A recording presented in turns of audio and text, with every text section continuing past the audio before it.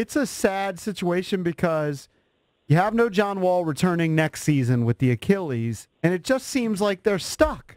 They're stuck in mediocrity even with John Wall, and it's worse than that with the roster they have right now. What can they do? Can they do anything to get back to playoff levels?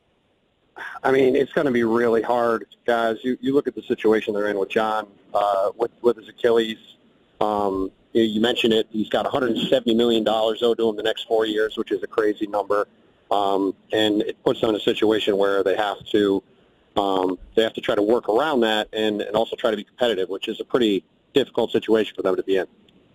Does Ernie Grunfeld survive a playoff-less season here in Washington? He's been here forever. For whatever reason, he still hangs on and survives. Does he survive this late? I can see Ted defending him and saying, look, we were without John Wall. We were still hanging in there until the last part of the season, but didn't quite make the playoffs. Do you think Ernie survives this?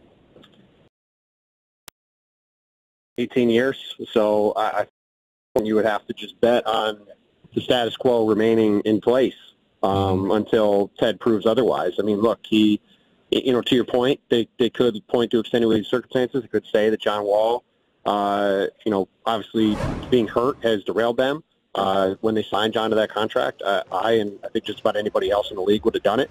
Obviously, it hasn't worked out. But, yeah, look, you could probably make the same argument for or against Ernie for the past few years, right? If you're Ted and you want to stay the course with what you're doing and you're a believer in the path you're taking, then you keep him. And if you want to make a change, you don't. And to this point, Ted's shown no sign that he's going to make a change. So I think until he does, I'm just going to, kind of stick with the bet that would have won me a lot over the last 15 years or so and say that they're going to stick around. With all the contracts that expire on this team, this is going to be a complete overhaul. I mean, you're going to see a lot of new faces on this Wizards roster next year. They may bring back a guy like Portis. I don't know if they will or not, but for the most part, if you look at